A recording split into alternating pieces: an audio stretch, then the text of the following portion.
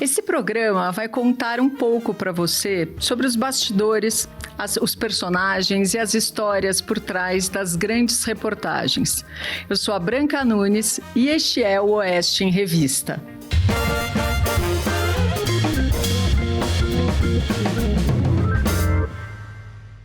Hoje eu vou conversar com a Sara Pérez, que é nossa repórter de Brasília, e ela está com duas reportagens na edição 337 da Revista Oeste. Uma delas se chama Poder Ausente. E a Sara, o que chamou a atenção da Sara e levou ela a fazer essa reportagem é que nessa época do ano, agora a gente está em agosto, final de agosto, acabamos de chegar das férias e o Congresso, de novo, né, assim como ele ficou nas férias, ele está completamente vazio. Então eu quero conversar um pouquinho com a Sara e ela vai contar, Sara, como foi, o que te levou, né? Como que você teve a ideia de fazer essa reportagem? Oi, Branca, é um prazer estar participando aí do Oeste em Revista.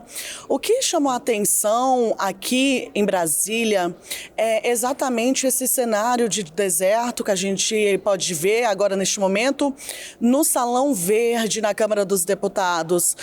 A gente que acompanha o dia a dia dos parlamentares na Câmara, no Senado Federal, a gente sempre vê muita movimentação, inclusive em dias de grande movimentação aqui no Congresso Nacional, passam entre 30 mil a 40 mil pessoas entre terça, quarta e quinta-feira. Isso são dados, inclusive, da Polícia Legislativa de abril deste ano. E o ponto é que, com a chegada aí, então, da proximidade das eleições, embora tenha finalizado o recesso aí do meio de ano, né, de julho, a gente não vê quase ninguém por aqui.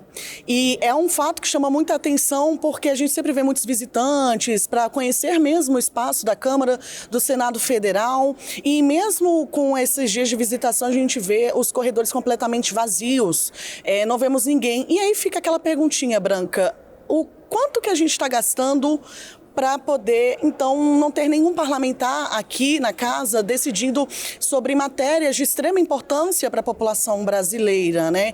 Então, a gente veio, então, com essa ideia, porque é um gasto, não é porque um parlamentar, um deputado, um senador não está presencialmente aqui em Brasília que ele não deixa de receber o seu salário mensal, é claro, além de todos de subsídios, né? Como, por exemplo, a questão de auxílio moradia, os apartamentos funcionais que também precisam ali de atendimento, né, de reparos e tudo mais. Então, essas questões chamaram a atenção, então pensei que seria uma reportagem interessante para o leitor, porque, querendo ou não, esse dinheiro ele sai do nosso bolso, né, do dinheiro do pagador de impostos. E, Sara, acho que é sempre legal, não sei se todo mundo sabe, mas os parlamentares eles já trabalham, né? Vamos colocar assim, para falar que eles não trabalham segundas e sextas, eles trabalham mesmo, que tem um expediente, né, coisas importantes, terça, quartas e quintas-feiras. Daí temos o período de férias, que são 2 vezes por ano, os recessos, né? Também temos os feriados, que sempre são emendados. E quando tem feriado numa semana, feriado na outra, costuma emendar a semana inteira. E agora, com o começo da campanha, mais uma interrupção. Deu para votar alguma coisa importante esse ano, Sara? Assim, agora vai ter, até o fim do ano, a gente vai ter alguma coisa importante sendo votada? Então, Branca, com esse recesso que teve, a volta seria no início de agosto, a partir de 1º de agosto, os parlamentares deveriam ter retornado para votações semanais, como você bem disse, né, de terça a quinta-feira. Os mais movimentados dias aqui em Brasília, terça e quarta, quando funcionam as comissões e todo o ambiente aqui da Câmara dos Deputados e do Senado. Neste retorno, por exemplo, a gente teve, então, o presidente da Câmara dos Deputados, Hugo Motta, e o presidente do Senado Federal, o Davi Alcolumbre, convocando então apenas 2 semanas do chamado esforço concentrado. O que isso quer dizer? São 2 semanas que os parlamentares deverão sair de suas bases, onde eles estão em seus estados, né, trabalhando em suas reeleições, tentativas para outros cargos políticos, né, para as eleições de outubro, e retornar para Brasília para participar das votações.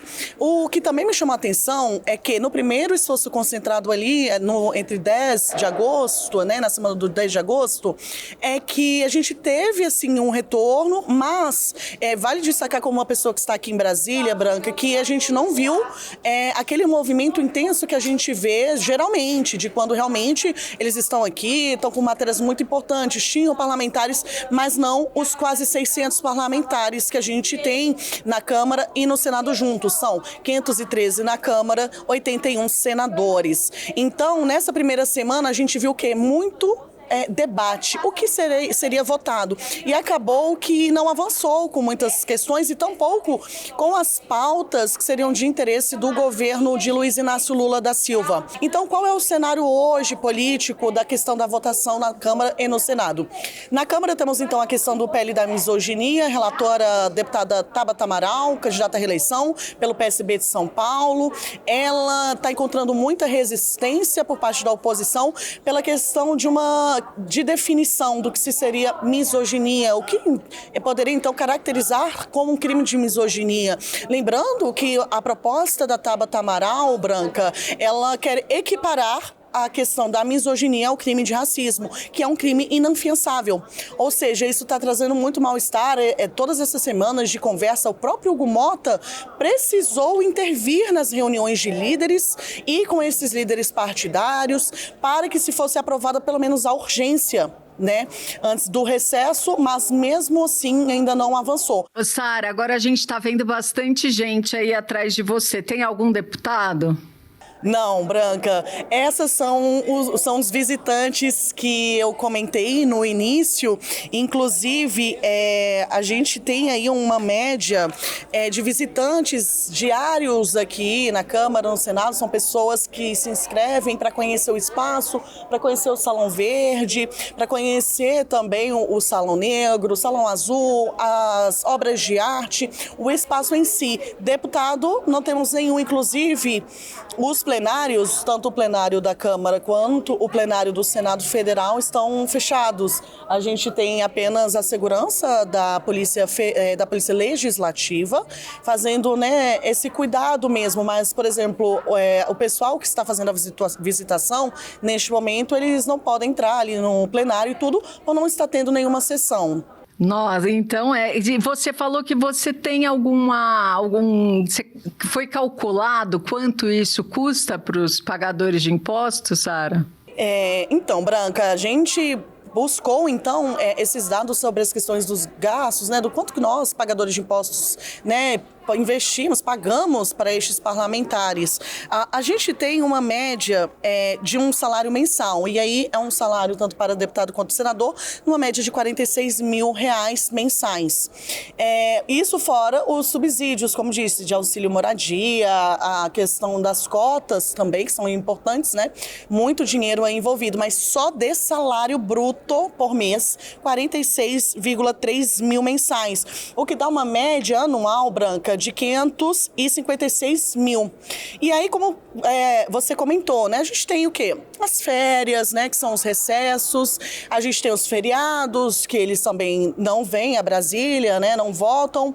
Mas aí também tem uma questão muito interessante, que no começo do ano, quando a gente tem um retorno ali em fevereiro, na verdade a gente já não tem. Começa, vamos dizer assim, em março. Por quê? Carnaval. Então a gente também tem o quê? A Semana Santa. Então tem muitas datas que, embora sejam consideradas aí de trabalho, elas acabam sendo perdidas. Daria uma média, mais ou menos, de 128 dias de trabalho para cada parlamentar, né? Câmara e Senado. Nessa média, Branca, considerando que os dias, não dizendo que eles não trabalham nos demais dias, mas os dias em que eles devem estar em Brasília, que são terça, quarta e quinta-feira, 3 dias, né, de segunda a sexta, daria então um valor de 25,8 mil por dia, então, que o pagador de impostos deposita, então, aí nos cofres públicos para pagamento dos parlamentares aqui em Brasília. 26 mil por dia. Bom, Sara, a sua outra reportagem dessa edição é uma entrevista com Alfredo Gaspar, né, candidato a vice-presidente na chapa de Flávio Bolsonaro. Então, eu queria que você contasse um pouquinho também como é que foi essa entrevista. Eu sei que você tinha uma entrevista que estava marcada para fazer pessoalmente, mas o deputado perdeu a voz, né, naquela semana, está em campanha, então está falando muito, precisou ser adiada. Como você fez essa entrevista? Então, conta para a gente o que ele falou. Exatamente, Branca, nós tínhamos inclusive marcado, né, essa entrevista para ser em vídeo, né, para que os nossos leitores, nossos espectadores da Revista Oeste pudessem assistir. Infelizmente, na data marcada, realmente, o Alfredo Gaspar, eu estive com ele no dia anterior, marcado para a entrevista, né, ele teve um evento em Brasília, o qual eu acompanhei, realmente ele estava ali com a voz muito ruim, ele estava vindo de dias intensos de campanha, no dia da entrevista acabou desmarcando, tendo de ir ao médico, ele até me ligou, pediu desculpas, inclusive, né, a toda a audiência, pela questão aí dele não ter conseguido ter realizado a entrevista pessoalmente conosco aqui em Brasília. Mas, então, claro que assim, que isso não quer dizer que o leitor ele não tem interesse em saber quais são as propostas, como que estão a questão das campanhas, né, a inserção do nome de Flávio Bolsonaro e no Nordeste, né, porque o Alfredo Gaspar, contextualizando para quem nos assiste, é um deputado recente, inclusive, ele foi ex-secretário de Segurança Pública de Alagoas, ex-promotor de justiça, um homem de carreira, né, na área realmente de justiça, né, muito conhecido com o combate à corrupção, ao crime organizado. Então, em 2022, se elegeu deputado federal, na época, pelo Partido União Brasil. Este ano, ele trocou, né, então, a sigla aí do União Brasil pelo Partido Liberal e assumiu já de cara, Branca, o comando da sigla em Alagoas. A partir dali, então, o nome dele já estava com uma projeção muito alta, foi o relator da CPMI do INSS, apresentou um relatório extremamente robusto, quase 5.000 páginas, mais de 200 indiciamentos, né, os pedidos aí encaminhados, inclusive, ao Supremo Tribunal Federal, já que o relatório final não foi aprovado em decorrência de uma manobra da ala esquerdista, da base do governo Lula, né, que se reuniu, ministros que estavam em cargos voltaram, inclusive, para votar e derrubar este relatório. Ele, então, teve essa grande expansão e foi escolhido para a chapa aí, né, com Flávio Bolsonaro pelo seu desempenho como parlamentar, por um nome que cresceu muito rápido. E então a gente conversa com ele exatamente sobre essa questão do crescimento dele, inclusive porque, Branca, ele era o primeiro colocado nas pesquisas para o Senado. E ele abriu mão desta corrida que estava ali já bem consolidada para então se juntar a Flávio. E ele disse o seguinte, abre aspas, que ele não pode fazer, né, da vida política dele o que ele quer o quê?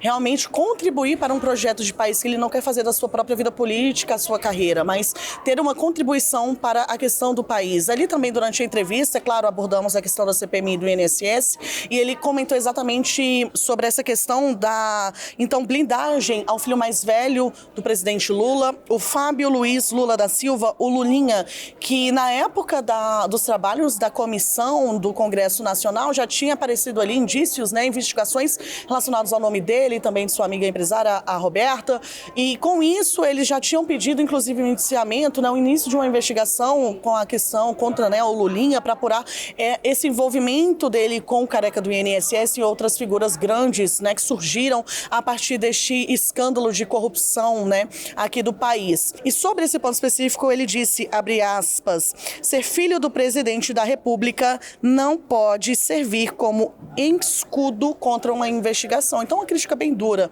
Também, Branca, falou sobre outro ponto ali da questão da CPMI e do INSS, que ele foi alvo, né, de uma acusação muito grave de estupro de vulnerável. A acusação esta que foi feita pelo então, à época, líder do PT na Câmara dos Deputados, o Lindbergh Farias, e pela senadora Soraya Tronic, que hoje é filiado ao PSB, concorre ao Senado ali pelo Mato Grosso do Sul e atualmente é uma das aliadas da base de Lula, inclusive votou junto à base para derrubar todos os requerimentos envolvendo Lulinha. E sobre essa questão, né, a gente teve toda uma repercussão, uma reviravolta, né, de que a Polícia Legislativa chegou até um comerciante que disse que teria visto ali movimentações para uma construção dessa narrativa. Tudo está sendo, claro, investigado pelos órgãos competentes e o que a gente tem de, né, novidade foi isso, e inclusive ele colocou material genético à disposição e disse, abre aspas, fui vítima da maior fake news da história do Brasil. Foi algo que foi muito grave, né, Branca? É um crime é muito grave para se acusar alguém, né? O Lindbergh, quando surgiu essas informações sobre um possível envolvimento de pessoas de seu gabinete lá no Rio de Janeiro para a construção dessa acusação, negou. Já a Soraya Tronic permaneceu em silêncio, disse que isso deveria ser investigado pelos órgãos competentes, que ela não teria mais nada a comentar. Então a gente abordou muitos temas, Branca, como esse. Eu li a entrevista, ela está muito boa mesmo, parabéns, Sara. Então, eu vou deixar, não vamos falar mais sobre isso, vamos deixar esse gostinho de quero mais para todo mundo que está nos assistindo, ler a Revista Oeste. Se você ainda não é assinante, eu convido você a assinar, que você tenha acesso a esta edição, a 337, e todas as outras 336 edições da Revista Oeste. Eu tenho certeza que você não vai se arrepender. Obrigada, Sara, e a gente se vê na semana que vem, no próximo Oeste em Revista.